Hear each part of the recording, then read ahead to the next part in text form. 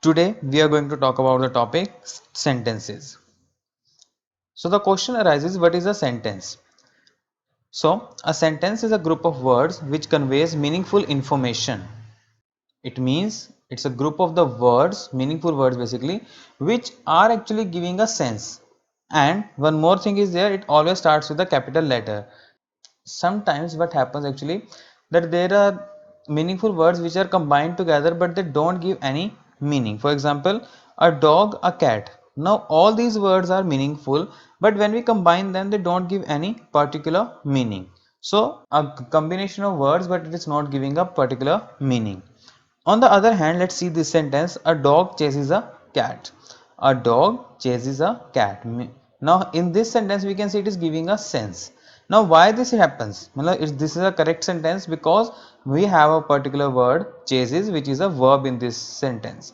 So what we have to understand from this particular thing is that when there is any sentence there must be a particular verb. There must be a verb when we have to write a sentence, and that can be in the form of helping verb or an action verb. Let's see what are the different parts of sentences. A sentence is basically divided into two parts. First one is subject and second is predicate. What is a subject? A subject is a person who is doing any work or a place, a thing that is being talked about in a sentence. It is always a noun or a pronoun, and it can be plural and singular both. What is the subject basically? The person who is doing an action, or the person, place or a thing about which we talk or which we have the information about, that is known as a subject. And one more thing you have to keep in your mind is it is always a noun or a pronoun. However, in other cases it can be seen as well, sometimes verbs are also working as the subject, but that is a different case. So this is the subject. Then second thing is predicate. Now predicate is what a subject does, means what a person is doing is called the predicate, or what we talk about a subject in a sentence, that is called predicate. And one more thing which is very important here, it must have a verb or a helping verb and may contain one or more words. Let's see the example. Boys are playing cricket. Now in this sentence, boys, the word boys is subject and are playing cricket is predicate, because we can see boys are the persons who are doing the action of playing, and what they are doing is totally the predicate of the sentence. Second sentence is Delhi is the capital of India. Now in this sentence again, Delhi is not doing any work, but we are talking about Delhi and we are giving information about Delhi, that it is the capital of India. So Delhi is the subject and is the capital of India is the predicate of the given sentence. Now the third sentence, the principal spoke to the students. Now in this sentence, the word principal is the subject and spoke to the student is the predicate. So we can see boys, Delhi and the principal. These three are the subjects, and are playing cricket is the capital of India, spoke to the students are the predicate. Let's see further.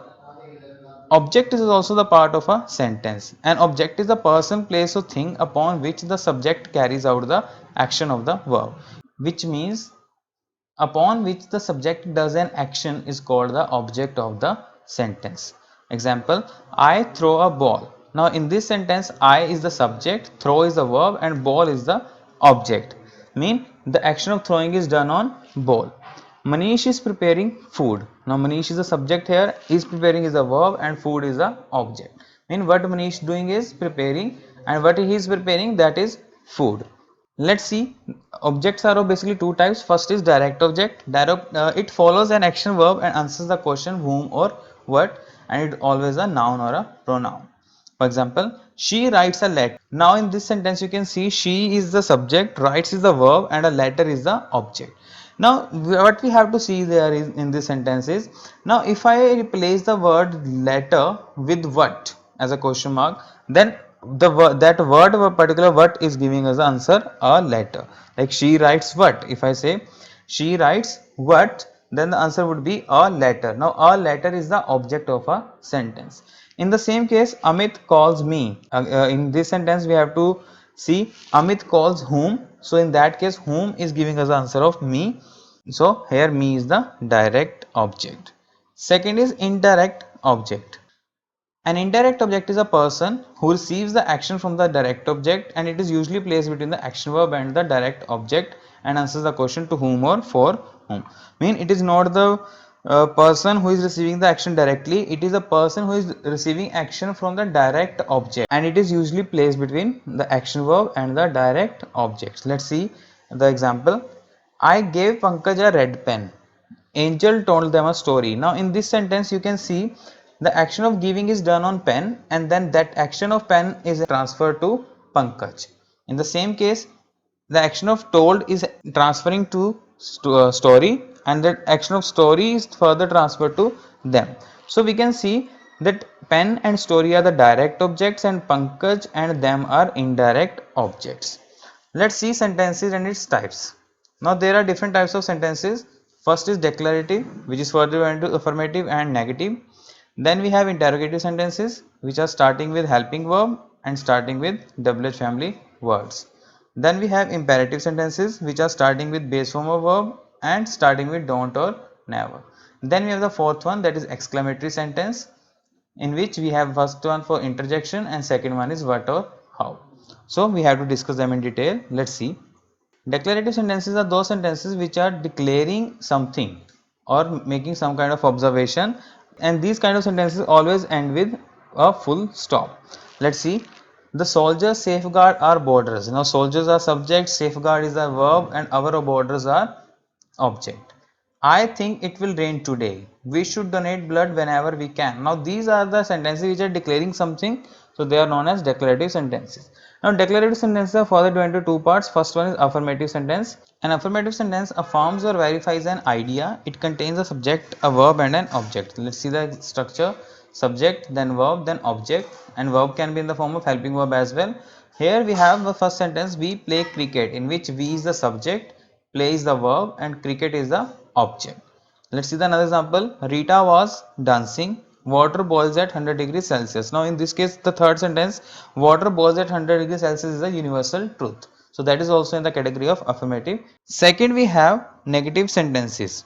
The negative sentences are those sentences which are negating an idea, and it contains a special word not, which makes it a negative sentence, and the word not is always used after a helping verb or a modal verb. Let's see the structure for this. First of all we have subject, then helping verb, then not, then verb and then object. For example, we do not play cricket. Now we is the subject, do is the helping verb, not is the negative word, verb is play and cricket is object. In the previous part we have seen we play cricket was a sentence. Now here we have we do not play cricket. Another sentence is they are not attending the party, she cannot do it. So these sentences are actually showing us that the action cannot be done or action is not happening at the moment. Next type is interrogative sentences. Interrogative sentences are those sentences which are used to ask the questions, and these kind of sentences end with a question mark. Example is, are you joining us for the event? Who has left this bag at my door? So let's see further. First type is starting with helping verb. These kind of sentences start with a helping verb or a modal verb basically, and the answer to such questions will be yes or no. Mean these questions which are starting with helping verb or a modal verb, they are always answering in yes or no. For first of all, this is the structure.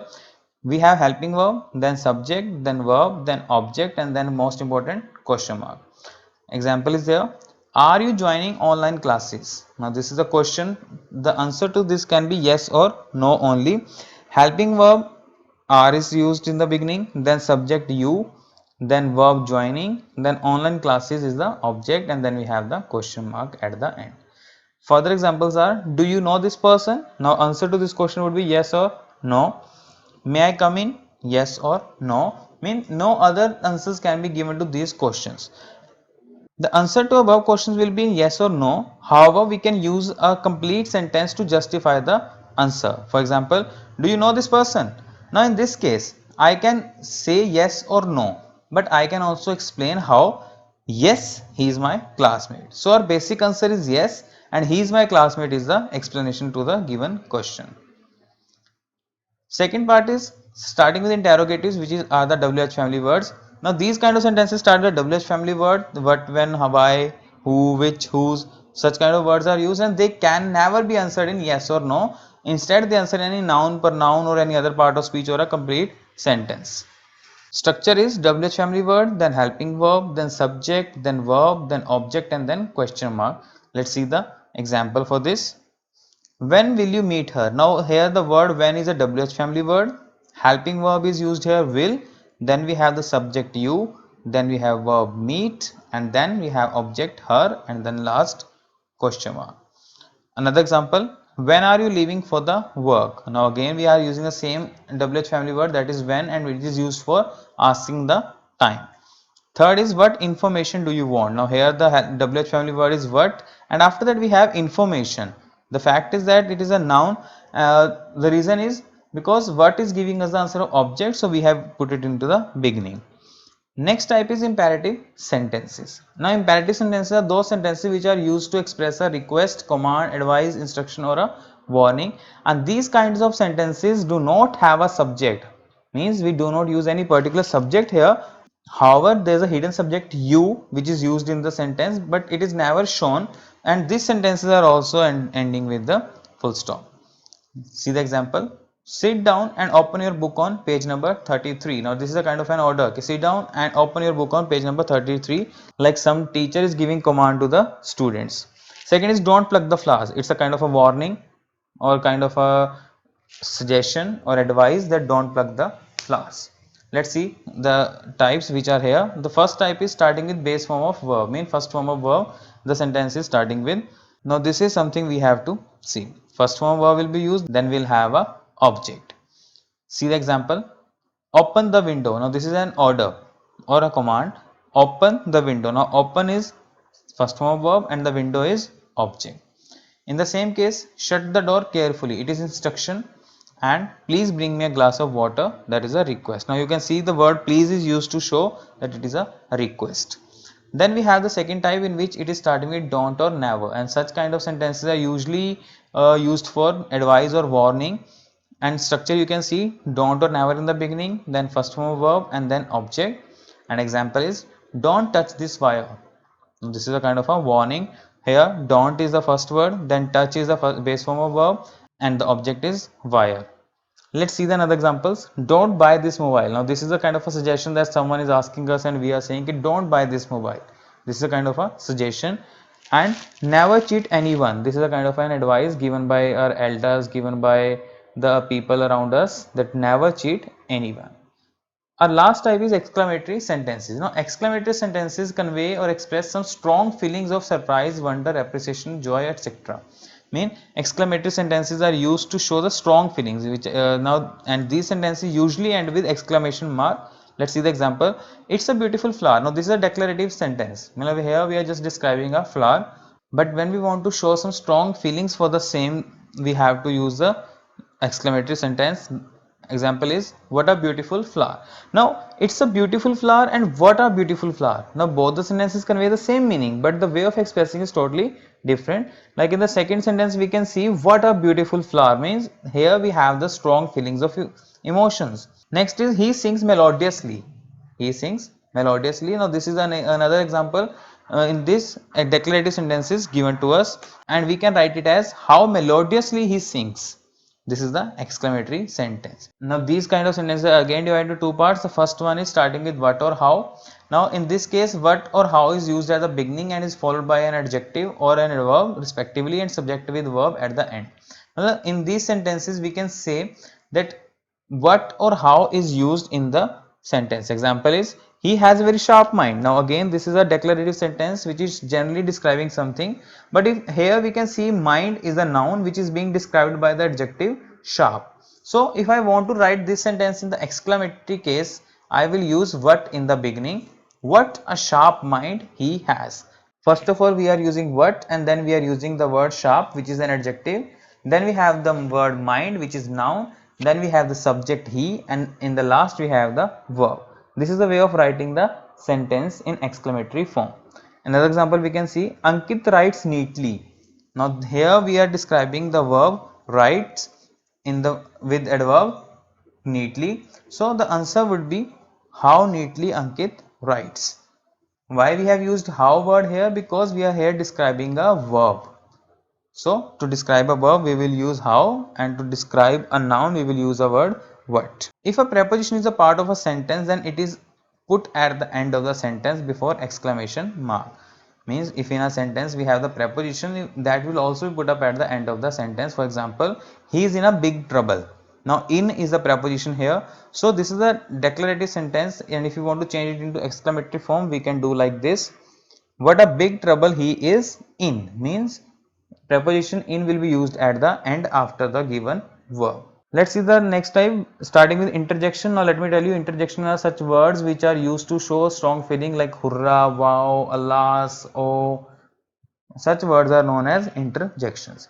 In some cases, interjections are used at the beginning of show to show strong feelings, and in these sentences it is not necessary that the sentence may end with an exclamation mark, and these sentences are not ending with exclamation mark. It's not compulsory.